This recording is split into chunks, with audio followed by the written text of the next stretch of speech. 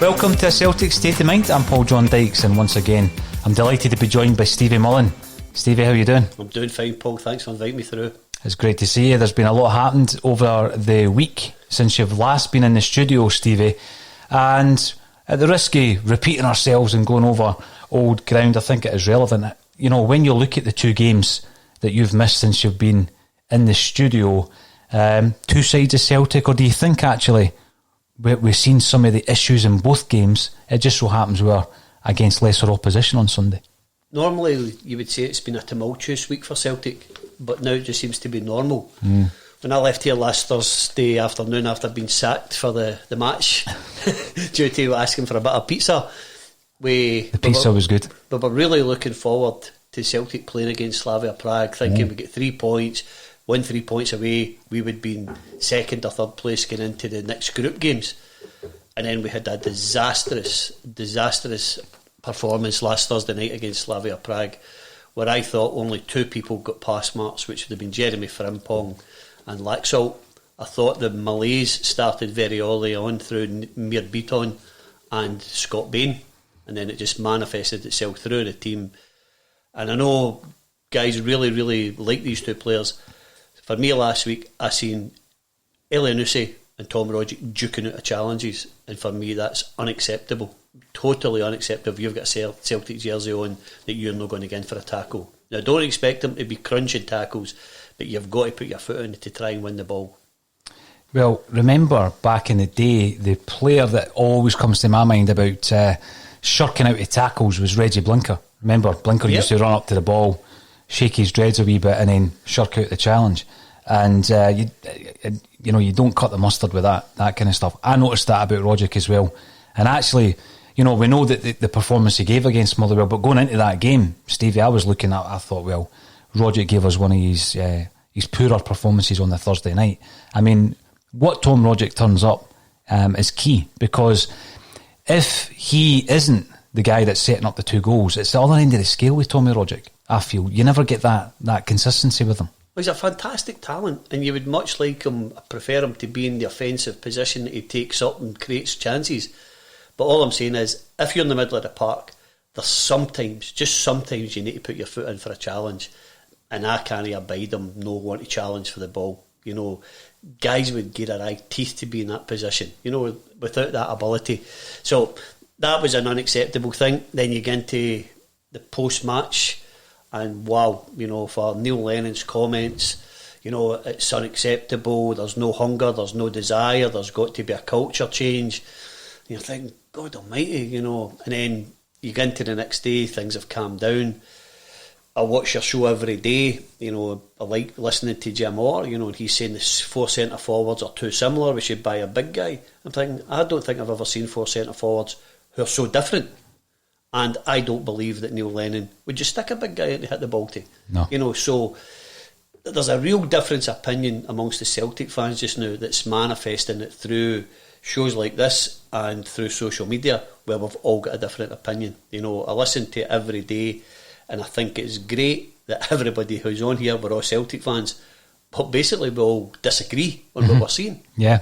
The big thing is, Stephen, it's good that you brought the point up, is we aren't on here just to look for negatives. We're not here to look at the negative. However, if something isn't working, we've got to discuss it and we've got to give our views on it. So when we're looking at the 2 performances since you were last in last Thursday, I might get accused of being negative because I didn't think it was a great performance against Motherwell. But when you're looking at that third goal, and I think Kevin Maguire said it yesterday, when you're looking at that third goal by Elyounoussi, that was so decisive, because at that point you're expecting Motherwell to be able to score again, because my big issue is the defence. the capability within the defence. You know, Jim's comments in relation to the striker, Stevie, I'm with you on that. I'm thinking we've got a real good variety of strikers up there. It doesn't look as though Neil Lennon is going to get a partnership that we had last season out of Edouard and Griffiths. He's using the players differently. Ajeti has shown an ability to do a lot of work outside the box. I think when he came in, we were told he was a kind of box goal scorer, one of these kind of poachers type players. I don't think he's that at all, although he is decisive in the box. And now, of course, you've got Edouard, and we've not yet seen the full range of skills and abilities of Odsonne Edouard through a few different reasons. One that we've got to always remember being the fact that he tested positive for COVID. So I don't have the concerns in the offensive side of the park. I'm looking at a lineup that's got like Salt on the left, Frimpong on the right, Edouard in the middle, or Ajeti or Griffiths, and then behind him with Christie, Rogic and El Yunusi. That's frightening for any team to face. But behind that, then you start to have problems. Now, one of the issues that I don't know if anyone can answer it. I think the only person that can answer it is the gaffer if he makes the changes. Every single week we've got McGregor and Brown there, and they're sitting almost in the same area of the pitch, one right, one left. Is that where the defensive frailties begin?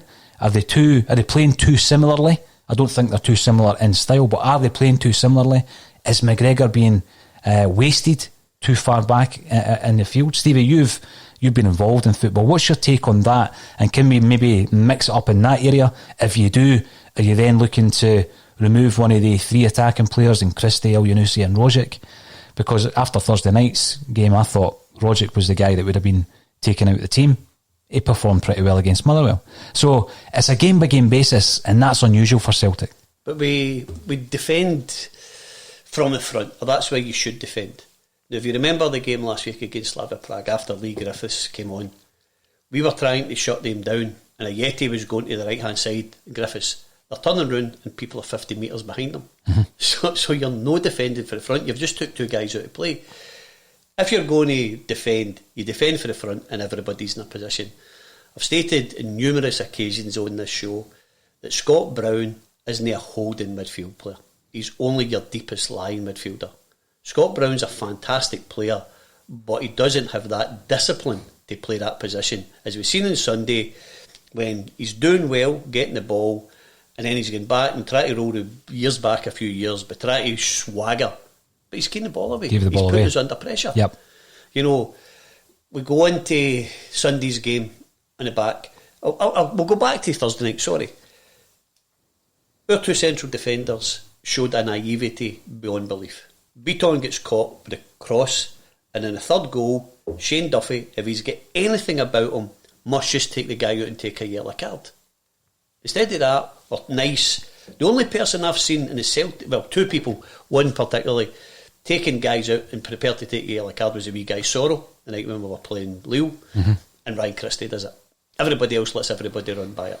I've even seen guys saying, bring on David Turnbull to see the game out. We brought David Turnbull on at Pittodrie, and you let the guy run by him.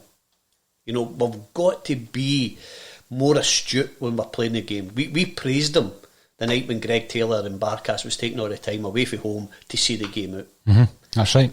We're being naive beyond belief. So we get the comments after the game from Neil, there's a lack of hunger, there's a lack of application, we need to have a culture change. We go to Sunday and there's two changes. And I commented into the show, I think it was a lazy selection. And my reasons for saying it was the two guys who dropped out of the team was Shane Duffy, who's had a terrible start to his Celtic career. But I don't think you could probably question his hunger or his application or his will to do well for Celtic, and a young man who's got back for a life-threatening illness. So from Thursday night to Sunday at midday, 9 guys get a pass. I can't understand the comments and then basically playing the same team.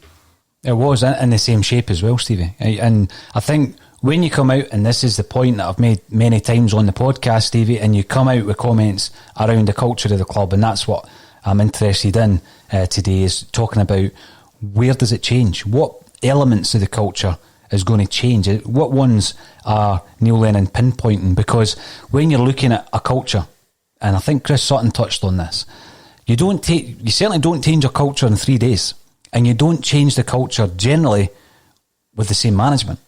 And that's what surprised me with Neil Lennon's comments, because it was almost as if to say, well, who changes the culture, Stevie? Is it Neil Lennon that changes it? If the players are already agitating, as he suggested against the Ferencvaros after their defeat there, are they going to change?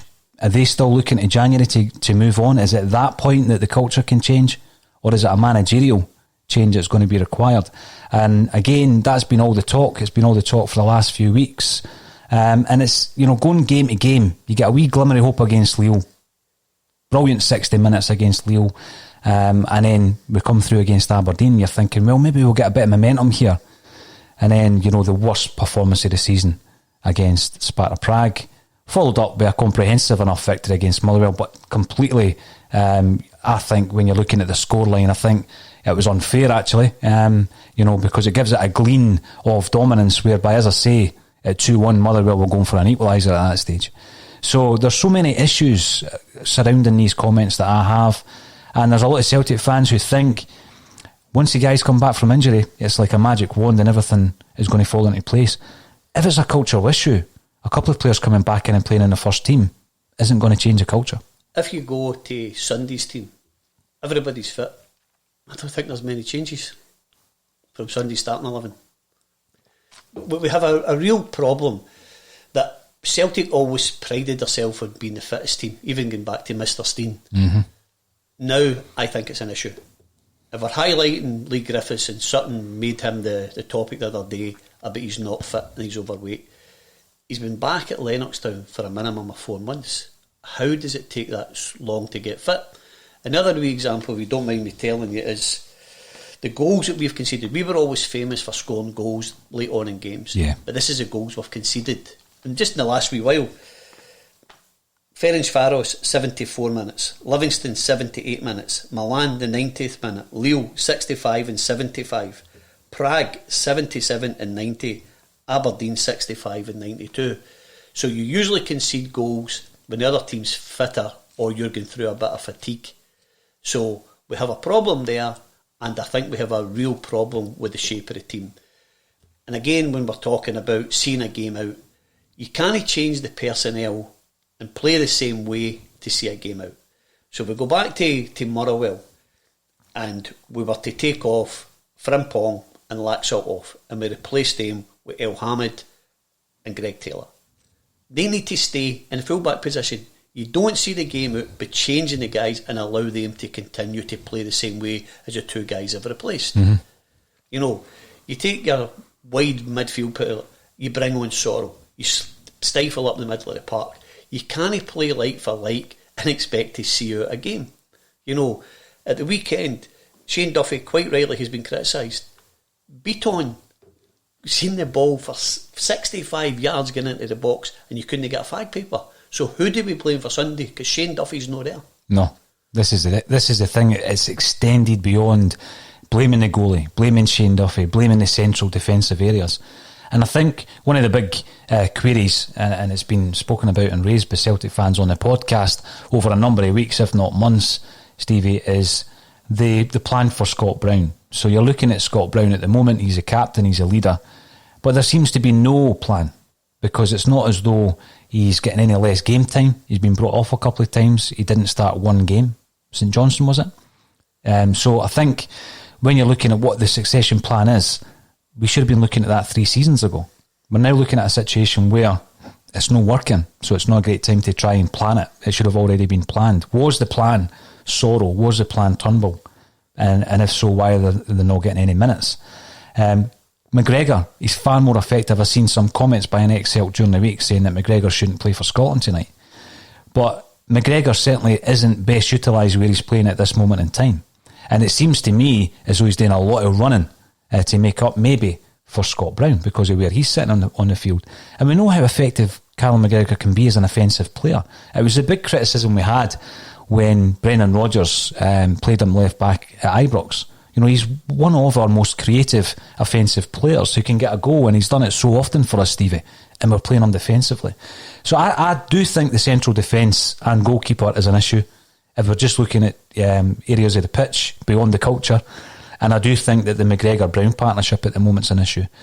What would you do to change that? All being well, everyone being fit, probably barring James Forrest, who's out for a couple of months at the moment. So Julien's back, let's say Frimpong's back, Ayer's back, and we're facing Hibs. Barkas and Bain, there's also that question. So how would you shape your team up against Hibs? I think in the middle of the park, we've got to admit Scott Brown has been a fantastic servant and he's still a great player. But do we need two defensive midfield players if we're going to be playing domestically? I don't think we do. If we can work as a team, the now we seem to be working as a group of individuals.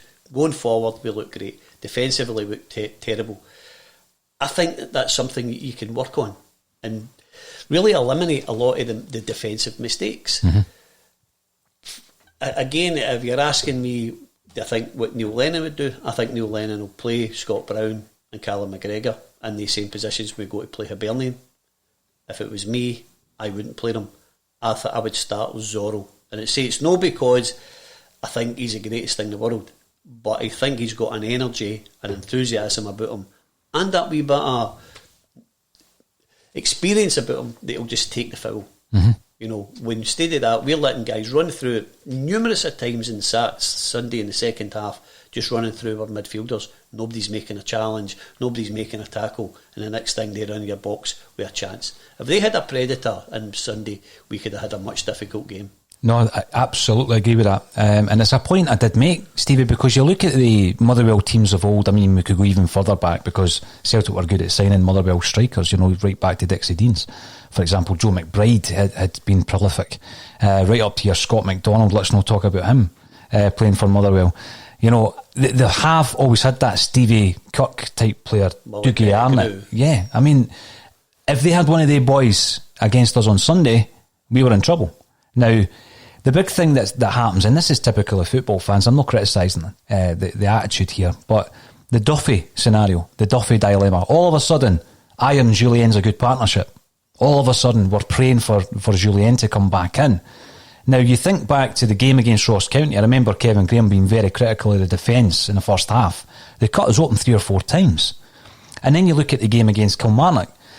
We were so unhappy with that performance, Ayer got benched for the next game. So what we've got here, we've got a £4.5 million goalie coming in, £7 million defender in Julien. We've got a Republic Island international in Duffy, who was the answer, according to most people, me included. And you've got Ayer, who's wanted by AC Milan. Yet, a simple set piece cuts right through that at the moment. How do we resolve that? Well, if you go back to last week, again, we're going to play Slavia Prague. I was astonished that Nir Bitton was playing on the left-hand side. I've never seen Nir Bitton play on the left-hand side of anywhere. There he is. He's in there as your other centre-half. When we go to the weekend, if you're going to be struggling, it's dead easy. You get somebody to stand in front of the guy Gallagher and Bitton goes behind him. We don't have that. We're just marking space, the ball's going over your head. That should be an easy ball for a central defender if it's travelled that distance and it's floating there. We lost the header, and again, I think the goalkeeper was pretty poor in his reaction to it. So you need to set up, and you need to be working on that constantly, training where the guys don't get a free header. Mm-hmm. I listened to the show the night the guy for Edinburgh City was in here, and the panel made up said, and it was universally accepted, that Julien can't play against a big centre forward. Now the absence is making the heart grow fonder, and we can't wait to get him back after the international break without even playing a game. Mm-hmm. So, what's made him that good when he's been out that they want to go back? Personally thinking, I would have never had him out of the team if he wasn't injured. I think he's a great player. But because he's not playing, he's becoming good. The amount of people are here saying, can't wait to get James Forrest back. Mm-hmm. James Forrest was slaughtered by the Celtic fans. Derided, yep. So they're not there, they're becoming better. If Julien is fit and gets to be match fit, I would still play him, Christopher Ayer and Shane Duffy as my 3 at the back. And then you're continuing with Laxalt and Frimpong, left and right. I would have El Hamid, right, you know. Gives you a wee bit more stability defensively. Because I heard a wee conversation you and Kevin had the other day, and it was really quite good. But here's a wee thing, you know, and when you guys were talking, you were saying about he's too small to be a fullback in a modern game. So here's a wee thing, right? Jeremy Frimpong's 1.75 metres tall. Ben Chilwell, who went for 50 million, 1.78. Kieran Trippier, who's playing for Atletico Madrid, 1.73. Kieran Tierney, £25 million, 1.78. Trent Alexander and Andy Robertson, who's probably the best defensive partnership, probably European football. Arnold's 1.75, Robertson's 1.78. Danny Rose, who's played for Tottenham, Newcastle, 1.73. Seamus Coleman, the ex-captain of Republic, 1.77. And Jordi Alba, who, Barcelona, won everything in the game, 1.7 metres. So his height isn't the problem. Absolutely not. You know, it's his ability and his shape in the game. He's got lots of attribute. Defending is not one of them. So the height isn't the problem. It's where you fit him in. You know, Slavia Prague, I thought it was an absolute shame. The young guy was trying, but he seemed to be the only offensive option we had in that game. And to be fair to the wee man, when he takes or he knocks, he's a brave young man to get into the position and constantly still want the ball. No, he is. Yes, we spoke at the beginning of the season. His stats are very interesting, by the way, Stevie. How tall's Danny McGrain? I didn't look at that. But he had bigger thighs. A different kettle. He had a bigger, thighs than all the rest of them put together. We spoke about Frimpong and the abuse, the physical abuse he was going to get all season. We spoke about it early doors, didn't we? Yep. We've seen the kind of abuse he was getting last season. He was stretchered off the park in one game because of the harsh tackles.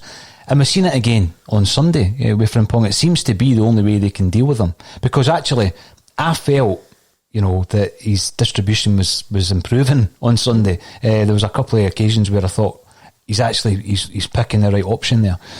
So that's something you can work on. Of course it is. You can work on. I always remember Alex Ferguson, the long running transfer saga where he tried to get Paul Ince from West Ham, and the first thing he says at training was Paul Ince can't pass a ball. So they worked like hell on his distribution, and then obviously he became a player that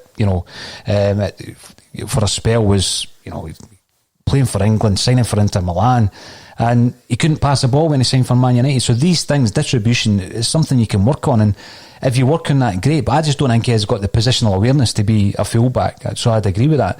And I think that if you do change it and you bring in somebody like El Hamid, you're going for a safer option, because it's the defensive issues that we've clearly struggled with this season. So I wouldn't disagree with that. And perhaps Frimpong, can I call him that? Perhaps Frimpong needs that rest, because he's played a hell of a lot of football, and it's the go-to option at the moment because he has done so well in an offensive sense. Well, when we get into it, Paul, right, and quite rightly so, Christopher Ajer and El Hamid were roundly praised by the Celtic fans for the goal at Perth. Oh yeah, aye. But that's how much out of position you are. The two of them. Two of them out of position. So if the opposition break on you, you're going to be caught.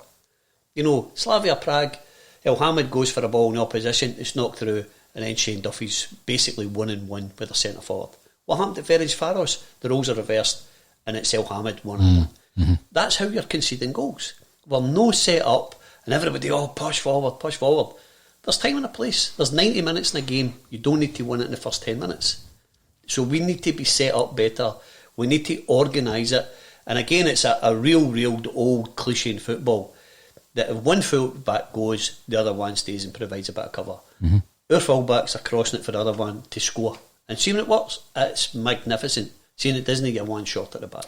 At half-time, we spoke about it at half-time, Steve, because the stat came up, the average position on the park came up, and you could see where everybody had kind of occupied the field, and like Salt and Frimpong were both virtually on the halfway line. So it shows you the lack of cover there. Now, yes, Celtic were attacking, but I don't think they were so dominant in that first half that it would allow your fullbacks to be so offensive. So that's a massive issue for me. Another big one, and we talk about that triangle at the back, and it was something that Andy Lynch used to speak about when we had Van Dijk and Denier as your two central defenders and Craig Gordon behind them. And it's about developing that partnership, and once you get that right, then obviously your defence, you can work on that. And we don't have that right for a number of reasons, but a big part of that is the change in personnel. We thought we had a partnership. I thought we had a partnership in Ajer and Julien, but after every poor performance, people were calling for one of them to get dropped, and it did happen after Kilmarnock. We're also shouting and screaming for Shane Duffy to sign. He comes in, and now unless you play with the three at the back, Stevie, there's a question around whether he's a first choice now, which is absurd when you look at the furore over his signing. And of course, you've got the goalie. So you wonder who is your first choice goalkeeper. So last season, if we looked at last season with Forster, 39 appearances, Gordon 6 appearances, Bain 9. So Bain is effectively the second choice last season. But I mean, there wasn't much in game time between him and Gordon, so he was second stroke third choice last season. All of a sudden, he's been elevated to first choice. Does that change when we go into the game against Hibs? Do we bring Barkas back in? In my opinion, he comes in a heartbeat, Paul. And see if he's not able to come back in, then I think we should be looking at bringing in somebody in January and getting Barkas out the door. If he can't come in and replace Scott Bain, then he's no worthy to be the Celtic number one. Especially with that outlay. I mean, you mentioned it the other week when you were in, and you were talking about bringing Barkas right back into the game against Sparta Prague. You said that on the Thursday afternoon. It didn't happen. He's still not been seen. So bring him back in. How much wrong did Bain do? That's not what we're looking at. We're looking at getting that understanding between your two centre-halves, or three, and your goalie, which we've not had all season. Could you go back to, excuse me, an old-fashioned system that could work for Celtic, especially this season, where you have your two centre-halves, say it's Jullien and Duffy, and Ayer sweeping, or Jullien sweeping and Ayer going one forward. The art of the sweeper. I know. And push on. So anything that goes behind them, they guys are still there to get the debris that falls through. When we're on a straight line, obviously with Duffy being very slow, to turn, he's never going to get back. I was really disappointed last week that he didn't just clatter through that guy for Slavia Prague. Really, really disappointed. Just didn't nail him where he was, take the yellow card, and everybody gets back and regroup. To allow him to go round him was naive beyond belief. But I can't believe that he's that bad. So do we have to nurture it? Do we have to change the shape a wee bit? But you only get all these things in its entirety if you get a settled team. And right now, when we're chopping and changing, and I understand if there's illnesses or there's injuries, you need to make the decisions. But where we are just now, we need to try and get our best 11 on the park and stick to that system. A couple of names that you've mentioned, we'll touch on just now, Stevie. Now, Soro. I've seen a lot of people talking about Soro. I sometimes wondered myself if it was the old absence making the heart grow fonder with him, because I've even seen Connell getting mentioned time and time again. There's a player who's coming right out of left field. There's no way he could be vying for a first team jersey because he's barely played. Now, Soro, we have seen some fleeting appearances from him, but there was an interesting comment just the other week after the poor result, against Rangers and everything that ensued after that. And the comment that was made was that the poor signings was down to the head of recruitment at Celtic. And I found that really, really interesting. So I'm looking at players like Klimala and Soro, who came in January, so they've been here for almost a year. And I think I've said in the past that perhaps because of the way these things work, and I'll use an example, Craig Burley, Paul Lambert were identified by Tommy Burns. So they're in the filing cabinet. They've been watched by Davy Hay. By the time the deals get done, Stevie, Burns is long gone. Wim Janssen's in charge. Who signed the players? Wim Janssen. But just the way that happens in the process, and sometimes a convoluted process is signing a player, made me wonder if perhaps Klimala and Soro had been scouted and identified before Neil Lennon came along. Would that be a reason why Soro's not getting used or utilised as often as some supporters are kind of asking, bring him in, let's see a wee bit more of him? It shouldn't be. It really shouldn't be. Neil Lennon is a manager of Celtic. These guys are all first team players. If they're better suited to play in that position at present, they need to play. I've said this on numerous occasions. It's a great trait, loyalty, but you can't have blind faith. And if Neil's just going to constantly pick the same guys, even if they're not performing, then it's a fault. We need to play the guys who's going to get us playing consistently well, with high tempo, and that gets us on the way to 10 in a row. Right now, I think we're lurching from 1 week to the other, and it seems to be right through the club. If we play well, Neil's the greatest guy in the world, he keeps his job. If we play badly, he's to be replaced. We're Celtic Football Club. We cannot have that where we're undecided what we're going to do and how we're going to progress to get back to where we need to be. Through the process of having a whole range of guests on the show, what we hope to achieve, Stevie, is we hope to get a range of opinions. So, for example, I've asked Kevin Graham the question about Neil Lennon, and Kevin wants Lennon to stay until the Scottish Cup final, the one that's obviously been carried on from last season. So we're looking at, the 20th of December. But by then, my concern is, you look at the run of games, in actual fact, I had a good conversation the other day. If you look at the run of games beyond the Hibs game, Celtic have got 3 home games, and you'd be looking at them, hopefully under normal circumstances, as three wins. It's maybe a better patch of games than our main challengers have got during the same period. But if something was to go wrong, if something was to be dropped, it makes it worse on the eve before a Scottish Cup final. If these doubts are still there, if they're still brewing and amongst the Celtic support.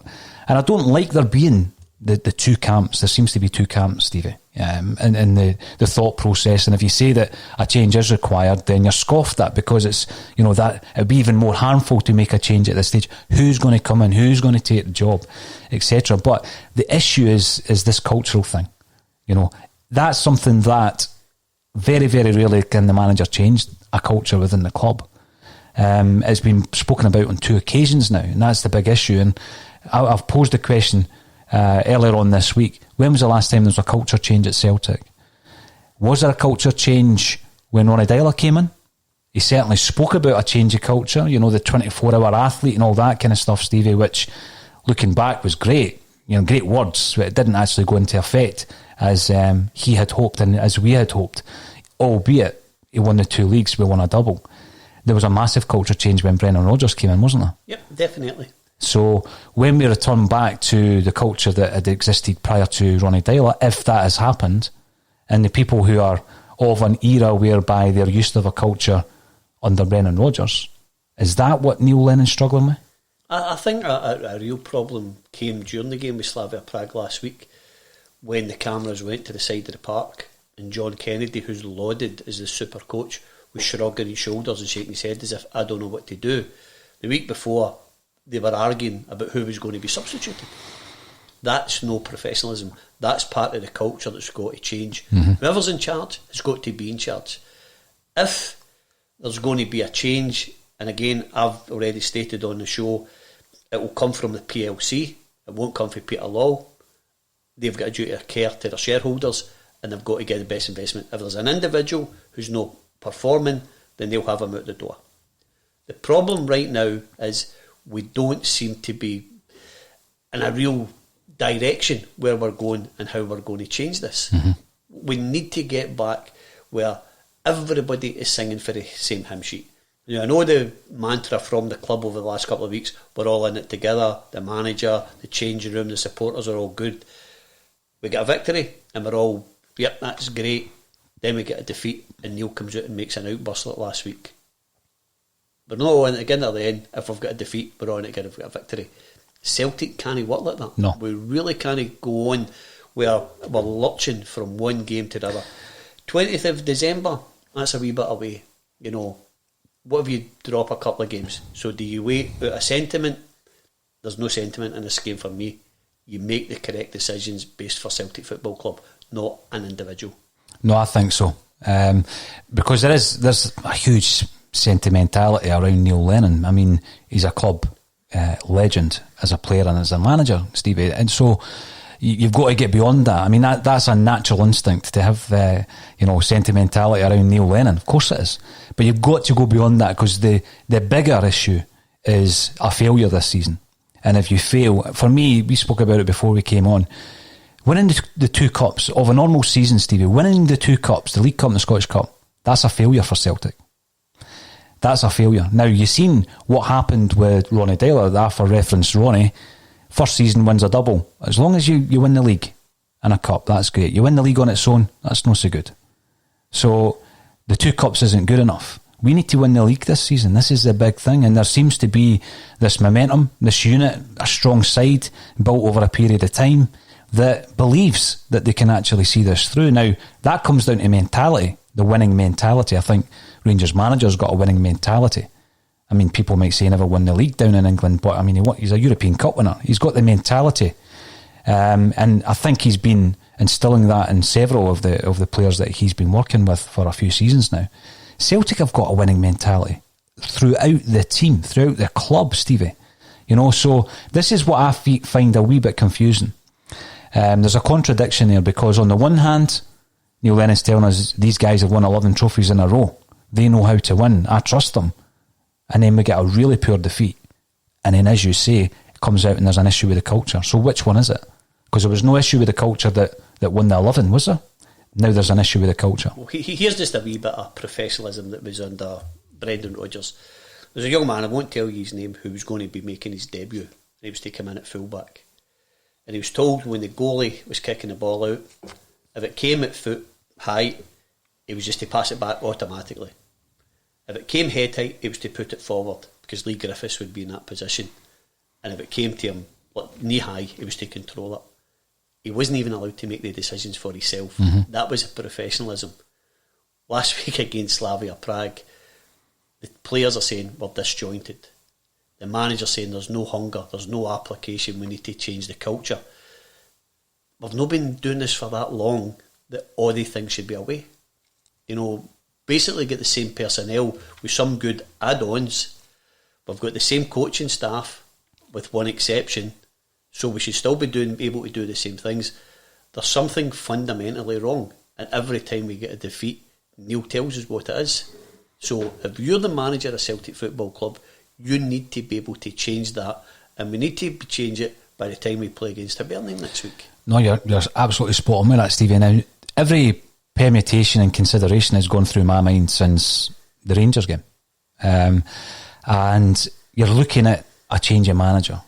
Now, if you change the manager, you've got to change the whole coaching staff. Yep. Right, so you've got a guy in there, Gavin Strachan, he's relatively new to the job at Celtic. He needs to go.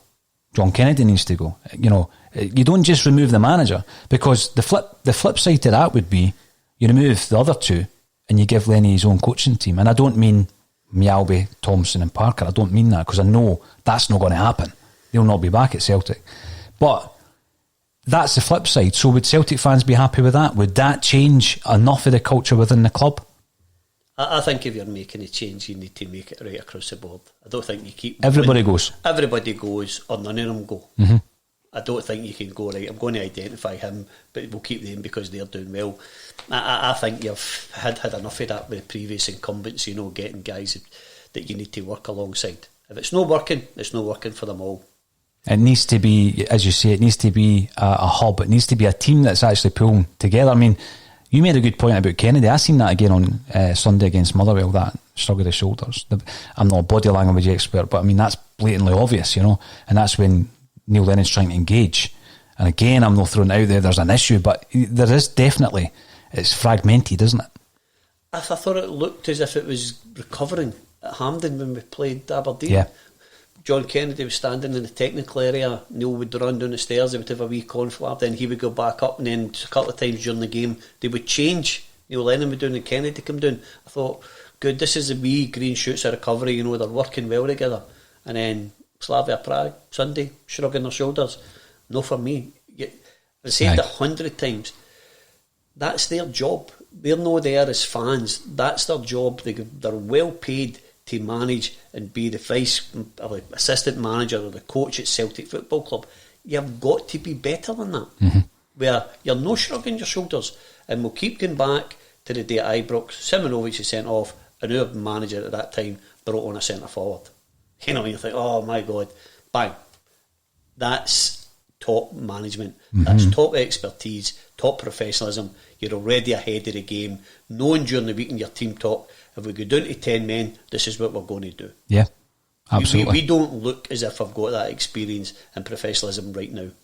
And the buy-in, that's huge. Yeah. Where you've got that leader that you believe, as left field as it might be, as that substitution might have appeared, you've got the buy-in, you've got the trust and that belief in them. Now, we've brought him up, so let's read a wee quote out from the departed Brendan Rodgers. Celtic is a unique club with a unique pressure where not too many clubs in world football have the expectancies to win every single game. He's been asked about the Neil Lennon situation. There are players to come back, and I think they will go on and have a really successful season. That's according to Rodgers. Now, they've also asked John Barnes in the last couple of weeks about his thoughts on it, and John Barnes also said that Lennon stays. But again, if you're a manager, you're not going to come out and say get rid of him. You know, you expect that from pundits. You know, so I think that the situation as it stands at the moment, my view hasn't changed on it, Stevie. My view on a personal level hasn't changed. I've not seen enough yet. When Julien comes back in, and you know who else is coming back? Yeah, Mikey Johnson. But at the end of the day, you know, Mikey Johnson is now going to be vying for a place with Laxalt, who's been probably the most impressive signing that we've brought in.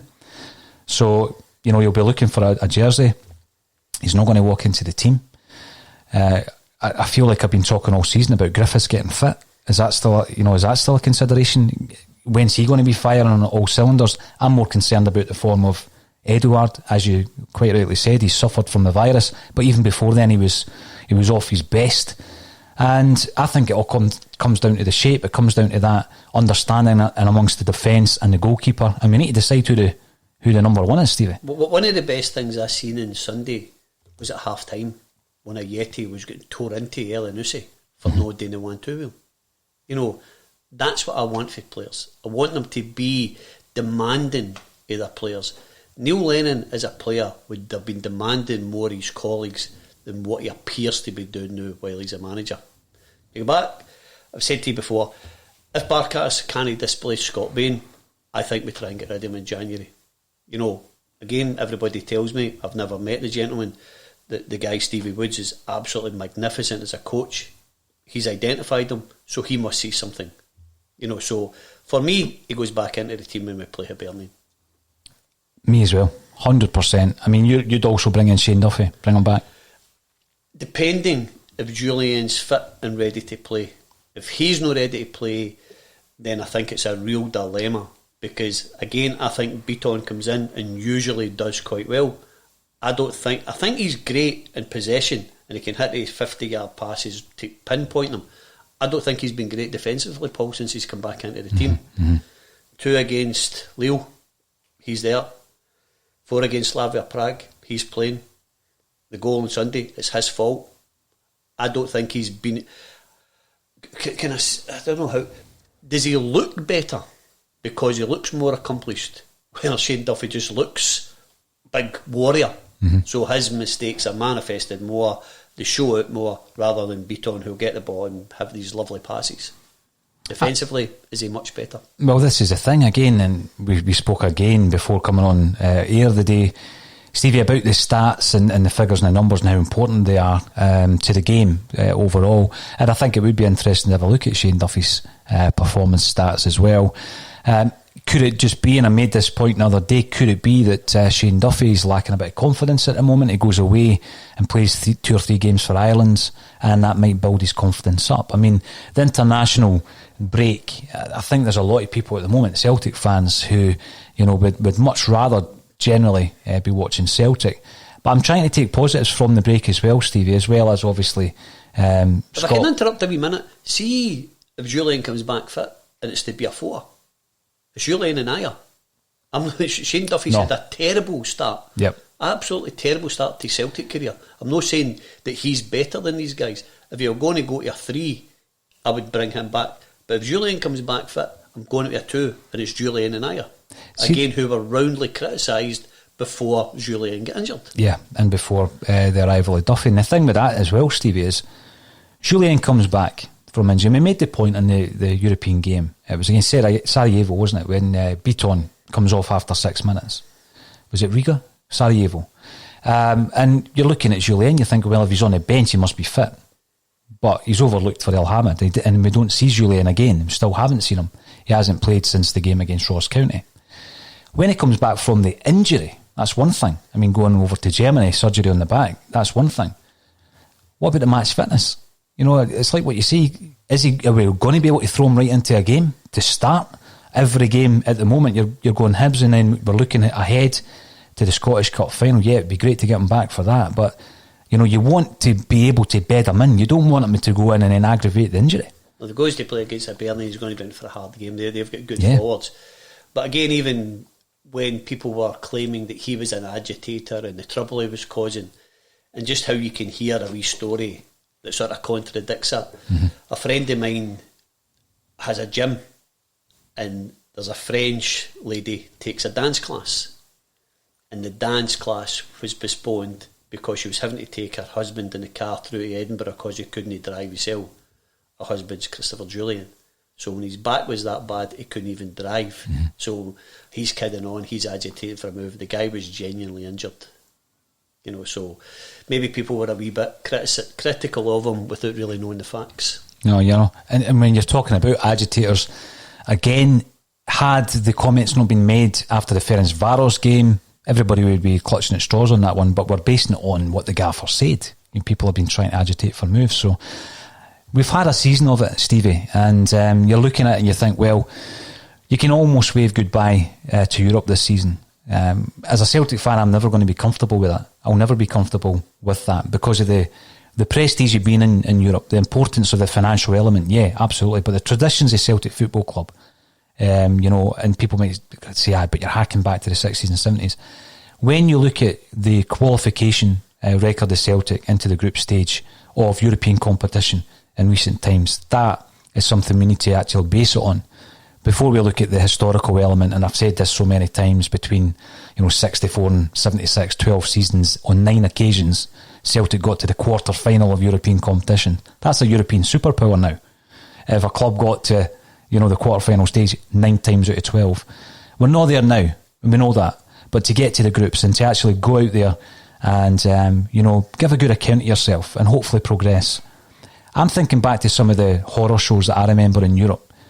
When you're looking at the Sparta Prague result and performance, is it up there with the worst that you've experienced?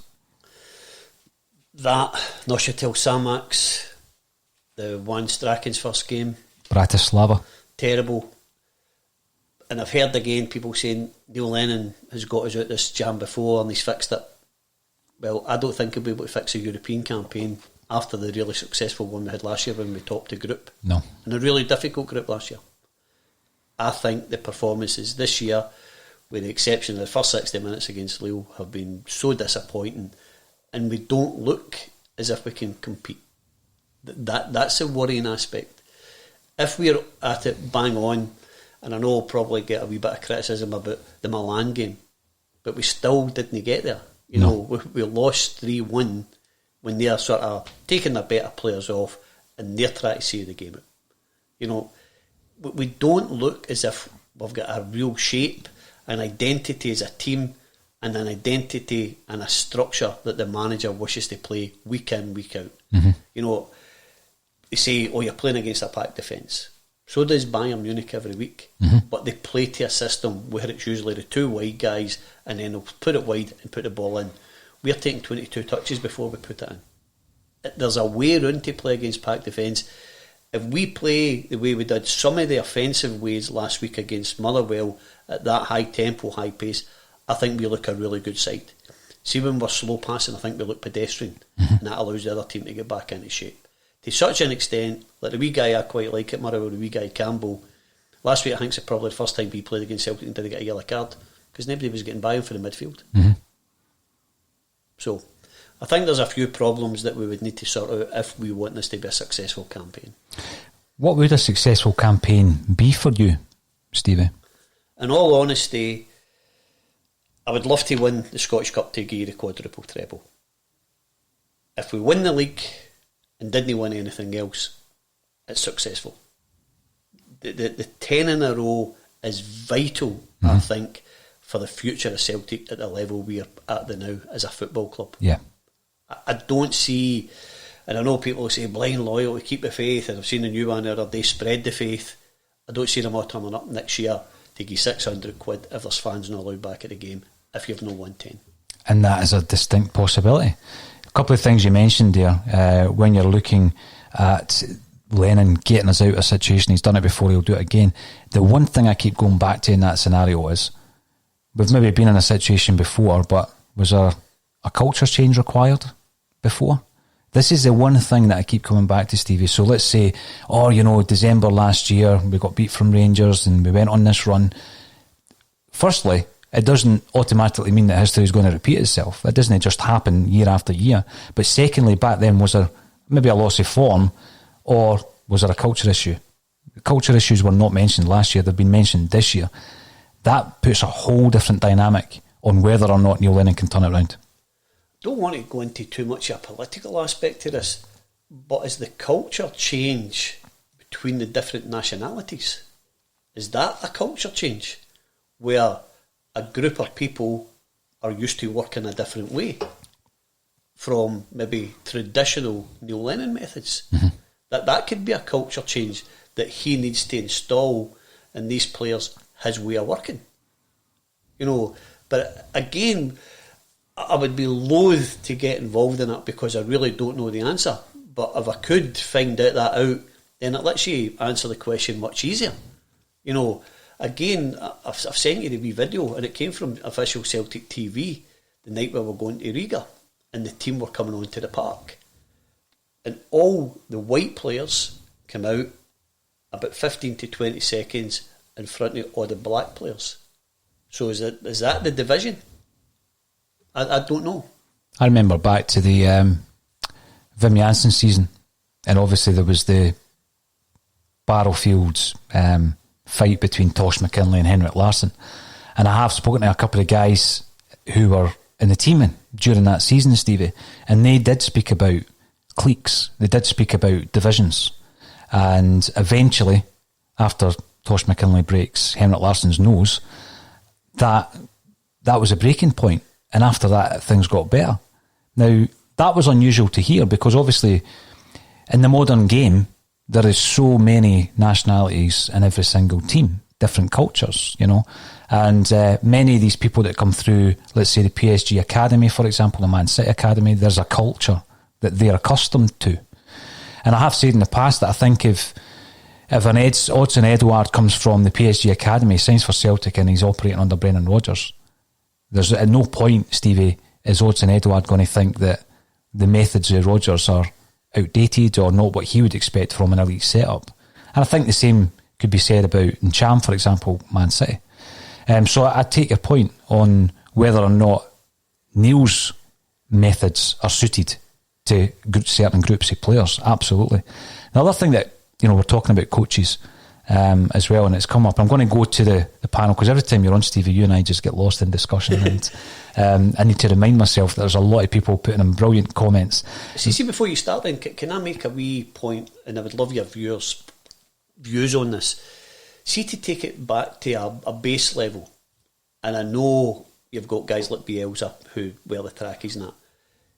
See, when we were under Brendan Rodgers, don't want to keep harping back to him, I thought we looked really professional even at the side of the park. I think even just now, just looking at our coaching staff, we look scruffy. Mm. Does that manifest itself? Well, I've spoken to coaches in the last couple of weeks and picked their brains about that very thing. And it all comes down, obviously, to whatever the gaffer decides to wear at the side of the park. But what he did say, the coach that I spoke to, was that the kind of demeanour manifests itself from the gaffer into the team.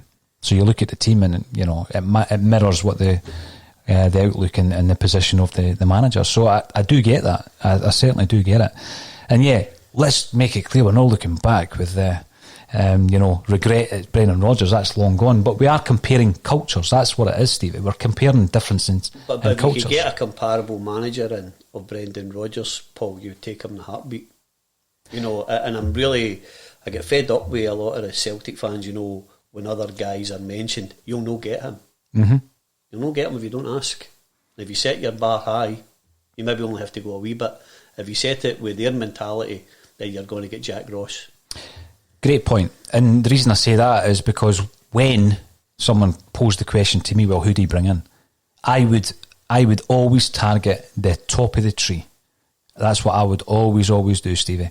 And that's, I think, what we did with Brendan Rodgers. I think that's what we've done with Martin O'Neill. Very rarely have we done it in the history of the club. I mean, when we appointed Jock Stein, 1965, he had shown some great ability at Dunfermline and Hibs. So you could argue that was the earliest incarnation of that attitude and that forward-thinking move and appointment.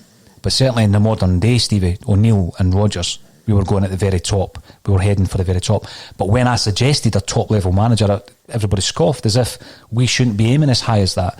But if you've got a scale, and by the way, I like Jack Ross, and I've championed Jack Ross in the past, and I'm not saying I think he should be the Celtic manager, but if you've got a scale, Jack Ross for me is Tony Mowbray on that scale, and you're going right up to your elite managers, and of which there are many, either in jobs or out jobs at the moment, Stevie. So you make the decision, what's your ambition, and that's your scale. And I'm not being disparaging to Jack Ross. I think the job he's doing at Hibs is excellent with John Potter. I think we're going to have a really hard time at Easter Road. But if you're looking at a scale, that's your scale right there. But we'll put our cards on the table. First and foremost, both of us would love Neil Lennon to be the manager of Celtic. We win 10 in a row. Absolutely. But if you're talking realistically about a manager and something was to happen to Neil Lennon, you need to get the highest calibre of manager you possibly can. Mm-hmm. You can't set your sights low and then you work down from that. Set it as high as you can. And again, hope your viewers don't take this the wrong way. We both want Neil Lennon to be the manager of Celtic when they win 10 in a row. It's something he thoroughly deserves. But if you've got to make a change through whatever circumstances, aim as high as you can. Set the bar as high as you can, and then you can come down a wee bit. If you set it low, we're all going to be disappointed with a replacement. As will the players whose culture you're trying to change. Now, some of the great points coming through, we're going to have a look at them now, Stevie. And you can comment on Facebook, Twitter and YouTube. If you are viewing on YouTube, I keep reminding you, please subscribe, because it's very important to us and we're trying to build that up. But the first point is coming in from Michael Quinn. In my view, something hasn't been right since Damien Duff left. Lenny should have his own backroom staff. I think the last comment is right by Michael, but we're too far ahead for that to happen now. That's why I posed it earlier on, Stevie. There's no way the club are going to remove Kennedy and Strachan and say to Lenny, right, bring in your own team and the dynamic will change, which it probably would. But would that change the culture? I don't think that's going to happen, although I do agree with Michael. It should have been the case. But Neil Lennon knew what he was getting himself into. You know, when he took the job, Stevie, he knew what the parameters were when it came to the coaching staff. He knew he was never going to be able to bring in Mialbi, Thompson and or Gary Parker. Now, Damien Duff, I've seen this mentioned quite a few times. Coincidence, or was Duff that inspirational? But he was there when Neil Lennon came in. Neil Lennon didn't bring him in. No. He was in charge of the under-18s, get promoted when Brendan left with all the backroom stuff. Yeah. You know, so Neil Lennon didn't bring him into the club either. No, he didn't. And again, it's one of these things with Duff. It's a shame he did go, because obviously he's highly rated as a coach, and for personal reasons he's now with Ireland, and it's one of the ones that it's not going to go back, is it? I mean, he's not going to come back. Red Scotland, thank you for joining us once again, and you're commenting on YouTube. Nothing but straight victories domestically will cut it for me. Drop one more point, home or away, and it's a change of management instantly. Do you think there's a lot of Celtic fans thinking like that, Stevie? That's what I'm saying. It's a really difficult situation, because we're lurching from one game to the next, where we have a good victory, it's absolutely brilliant, everything's okay. We have a bad defeat, everything's an absolute crisis. We can't forward plan if that's the basis. I'm no one for Celtic coming out and make statements about referees and making statements about performances. I think this is one of the few times that I think Celtic should come out and say we're 100% behind the manager, or they come out and change it. I don't think they can just let this malaise to settle in between the support and the players, because really what you've got to know, you've got a fragmented support, never mind a fragmented team. Mm-hmm. You know, you've got everybody who's in Neil Lennon's camp, and you're not allowed to make a criticism. And again, it's only an opinion from what you've seen, and you've got the other guys who are adamant that he should just go as soon as. You know, there's loads of points coming through in relation to the comments you were talking about in relation to how the coaching staff are dressed, and people are suggesting that they should wear things like a bow tie. So obviously, people are taking that in good humour, Stevie. And by the way, you know, wearing a suit doesn't make you a good gaffer. Of course it doesn't. But I don't even mean wearing a suit. I think their demeanour, I think they look unclean, they look unshaven. Gavin Strachan's walking out the other days like Shaggy out of Scooby-Doo. I don't think if you're employed at Celtic at that level, that should be the way you look. Because if you were, even as a young kid, and you would wear your trackie. If you got your cup final, they treated it right and everybody got a wee bit more dressed up and you prepared better. We're Celtic, we should be prepared every week, and I think that's even the way the coaching staff look and appear. Got a wee message coming through from Facebook, because this is great, Stevie. You know, you get people piling in, it's brilliant. Tony Mowbray and Liam Brady wore Armani. What did they win? I think actually Mowbray wore Versace, did he not? Again, he wore a blue suit when he signed for us. It's a relative point, you know. That's not what we're trying to say. I just think if we're going through, we should be as high. If you look at most of the guys in the Premier League that everybody wants to be, they don't cut about looking the way we do. No, you're right, and I just think for me it's more of that point I took from the coach, Stevie, whereby the reflection of the coaching staff is in the performance of the team, and I think that is the point I would take from what you've said there. When we're looking through the scenario of, you know, people are coming in with regards to Jack Ross, and I take that on board, and it's not me being disrespectful. I've spoken about Jack Ross time and time again, because I do think he is still an up and coming. I think maybe the Sunderland job came too early for him, to be honest with you, Stevie, but he's still an up and coming gaffer, and I'm not going to say that it never will happen in the future, but I just think at the moment, you know, he's someone who is still trying to get it right at Hibs. They've gone out to their biggest rivals, Championship club, in the semi-final. I know a lot of Hibs fans are unhappy with that. He wasn't able to negotiate that. So, you know, I'm not saying the jury's out in terms of the Hibs. I still think Hibs will be top 3 this season. I still think that will be the case. Hopefully not as a result of winning any points against us, I've got to say.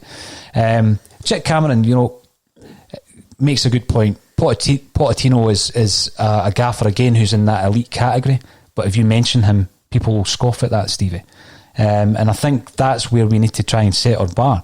If you're going to go for anybody, if you're going to make such a seismic decision as removing the manager whilst you're going for 10 in a row, it can't just be for another coach to come in and to run with John Kennedy.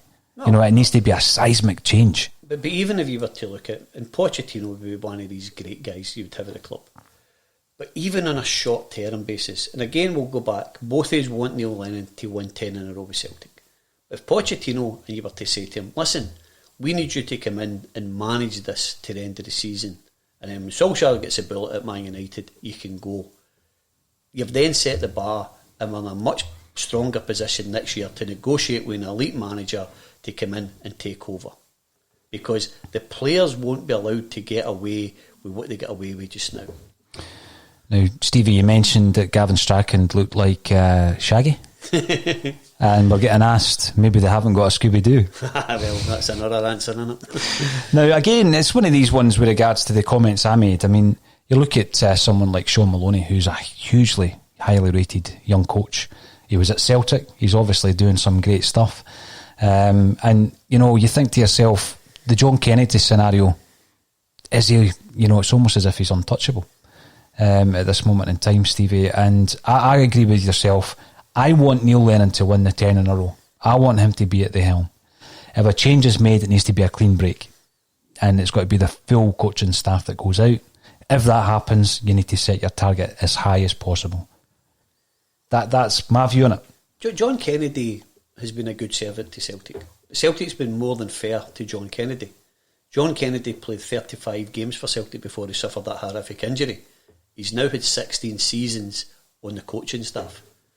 If he's not up to the job, or we're struggling because he can't improve us anymore, then he would need to go. Same as everybody else. You can't persevere in your job when things can constantly go wrong under your watch. You're right. Here's a point to tie in with some of the other things that's happened on the pod over the last wee while. The DJ of choice who comments regularly on YouTube, and I thank you for getting involved.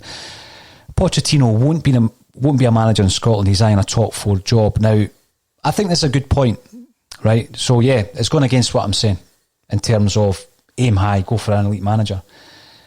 If Celtic are doing well in Europe, then we're a much more viable option for top managers who are out of work, and we're not doing well in Europe. I've heard a lot of Celtic fans saying Europe doesn't matter. Europe always matters. Now, it always matters because you always hear about players putting themselves, Stevie, in the shop window in Europe. Celtic put themselves in the shop window in Europe. For players, and for situations such as this where we're looking for someone of an elite kind of stature in terms of management. Would you agree with that? Definitely. Another wee thing as well. Right now, I don't think he can get a top 4 job in England, Pochettino. Because I think the top 4 clubs, unless... Who's your top 4 right now? Liverpool. He's not replacing Klopp. Chelsea. Southampton. He's not going there. They're your clubs, isn't it? He will go to Man United once they realise Solskjaer can't change it. He's in the same sort of situation as we are. He can't change it. The players only played for him. One great game, one bad game. Here's a wee positive for you. I was reading that Frimpong's just got bruising. It's not cruciate ligament damage. I will leave it on the point now, because you and I have not discussed this in relation to... I don't watch a lot of football outside of Celtic. When am I going to get the time, by the way? I do this broadcast 6 days a week. I don't watch much football outside of Celtic. And what I was saying in terms of the refereeing is that, you know, when you look at the St Johnstone game, when you look at the Dundee United game, and then the game against Motherwell, it would appear to me that there's been some, tackles for me, Stevie, that were red cards every day of the week. I mean, I've not heard much said about the Tony Watt challenge. I reckon that was a red as well. When you're looking at the St Johnstone game, I think that Davison should have been sent off for the first challenge. And then the second challenge gets a yellow card. Connolly against Eduard, for the whole game against Dundee United, to the point where he's injured for the Ferencváros game. So I'm not comparing it to any other referees in any other stadium in Scotland. I'm just focusing on the treatment of Celtic players by all opposing players, and how they're not being protected, and how, for me, the refereeing's not been good enough in the games that I've watched Celtic playing in, which is every game this season. So in terms of that, I'm delighted that Frimpong's not got a serious injury, but it could so easily have been a serious injury. I thought the challenge on Sunday was absolutely horrendous, and this might sound a wee bit mad to your viewers. We're actually lucky it was so high. You know, when it's put into like a fleshy part of his thigh. If it's a wee bit lower, that could have been a career-threatening injury. But again, on Sunday, Andrew Dallas's performance was absolutely abysmal. When you think of the penalty we get given against us for Encham against Lewis Ferguson at Pittodrie, and then the one when Gallagher's gets 2 hands on Achety's back, and then he tried to confront Ajeti. It was absolutely abysmal. But just a wee sidebar, I watched St Johnstone versus Dundee United the other night, and we had the guy Don Robertson officiating, and let me tell you, he was absolutely rank in that game as well. Horrific appearances and officiating during the game. You know, it's televised, and he's just not up to the task. No. So the standard has dropped dramatically. You know, you go back to Dallas, 10 penalties, 9 games for Rangers. There's absolutely no way you can deny his bias. See, when you're looking at that, and again, the reason I'm bringing the point up isn't to feed the paranoia narrative. What it is I honestly think that should Celtic, get this turnaround that we're hoping that they do, Stevie, this is going to be tight. It's going to be tight. I've said it before, it could be a point, it could be a goal that separates Celtic and Rangers this season. So the margins are so fine this season, and that's why every single decision you disagree with, we've actually got to challenge it. We really do. You mentioned earlier on, we're talking about culture, you're talking about certain things that are happening at the club. The club maybe have this attitude of everything's great, we're all clubbing together, but you don't seem to get much from the club. Yeah, I mean, Neil Lennon comes out after every game and before every big game and gives his press conference, but there's not much coming from the club. Does that concern you, or is that just reverting to type? I think it's reverting to type. The fact that there's no fans in the stadium, nobody can voice their displeasure. Again, I'm certainly no somebody for always coming out and making statements, like I tell you, but I think there's a time when you need to make a stand. But I think in regards to the refereeing, if I was in charge of the football side of it, I'd be telling him as soon as the referee comes out his car, that's when you start applying pressure. When he makes the bad decisions, you'd be ruining him, And I know we're likely to run the bit of a red card or a yellow card, but we can't allow them to make the decisions and everybody. When we seen what Dallas was doing to Ajeti, when Gallagher's still chipping away at his back. Our captain should be in Dallas's face, making that an issue, because the whole world can see it. Yeah. It's not like the old days when there was only a guy on the radio. The whole world can see what's happening, but he escapes because nobody confronts him and makes him aware that everybody can see what he's doing. Now, Stevie, it's been an absolute pleasure. And by the way, you were welcome on Thursday night last week. And you'll be welcome again, because we still have another 3 games.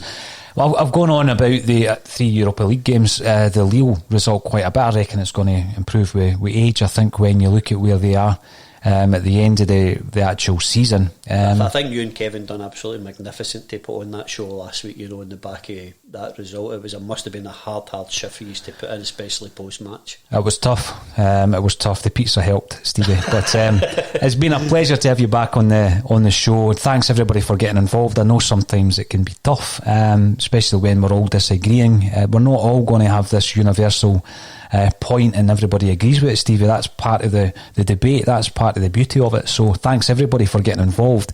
Continue to disagree with me. Continue to get involved. Give me your comments.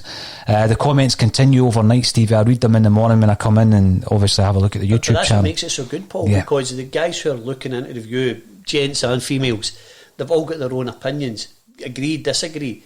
But that's what makes it interesting. If we all just said the same thing, then it would be pretty bland. Even your guests are all the same. We've all got a different opinion and we all see things differently. That's what makes the Celtic fans magnificent, because even when things are going well, we all look for the fault. Aye, we're looking for that standard, aren't we? Always. Well, all that's left for me to say today, Stevie, is once again thank you for joining us on Celtic State of Mind. Thanks for having me, Paul. Thank you.